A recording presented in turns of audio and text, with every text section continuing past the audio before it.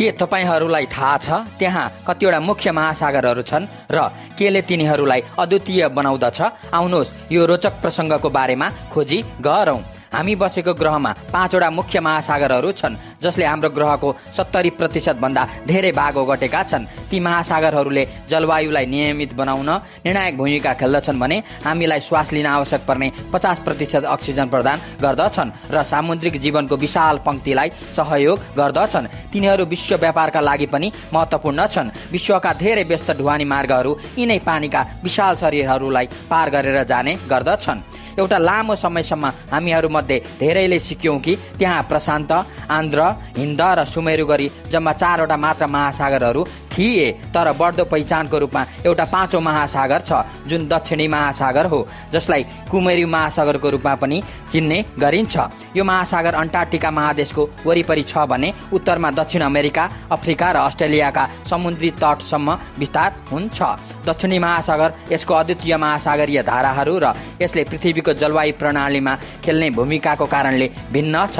केही भूगोलविद र वैज्ञानिकहरू तर्क गर्दछन् कि यो 5 महासागरहरूमध्ये एउटा नयाँ महासागर हो र यसको पहिचान एउटा सापेक्ष रूपमा वर्तमानको परिवर्तन हो। प्रशान्त महासागर 5 महासागरहरूमध्ये सबभन्दा ठूलो महासागर हो जसले सबै महादेशहरूको संयुक्त भूभागभन्दा ठूलो क्षेत्र ओगटेको छ।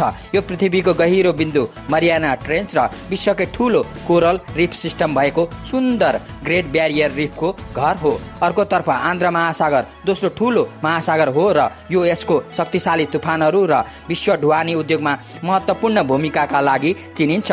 अर्को हिन्द महासागर 5 महासागरहरूमध्ये न्यानो महासागर हो भने यसले एसियाली मनसुनमा महत्त्वपूर्ण भूमिका खेल्दछ र समृद्ध सामुद्रिक जैविक विविधतालाई सहयोग गर्दछ।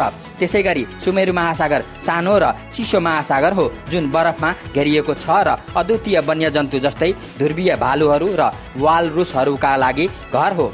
हामीले अगाडि उल्लेख गरे जस्तै दक्षिणी वा कुमेरु महासागरले अन्टार्कटिकालाई घेर्नुका साथै यसलाई यसको चरम मौसमी अवस्थाहरू र अद्वितीय सामुद्रिक जीवनका लागि चिनिन्छ। दक्षिणी महासागरलाई यसको विश्व महासागरीय प्रवाहमा भूमिका र यसको जलवायुमा प्रभावका कारणले एकदमै महत्त्वपूर्ण बनाउँदछन्। यी प्रत्येक महासागरहरूका महासागरीय धाराहरूदेखि लिएर सामुद्रिक जीवनसम्म जसले तिनीहरूलाई वासस्थान गर्दछ आफ्नै अद्वितीय विशेषताहरू छन्।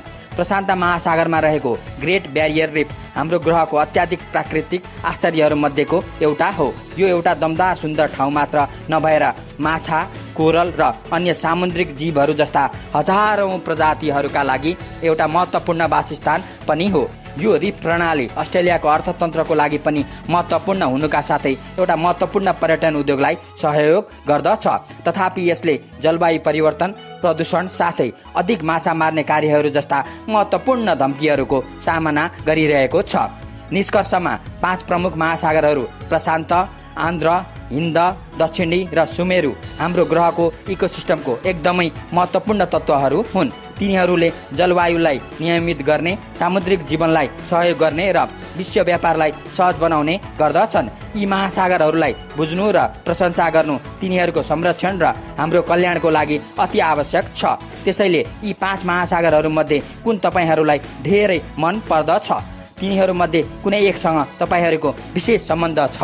कृपया हामीलाई तल कमेन्टहरूमा जानकारी दिनु होला। धन्यवाद।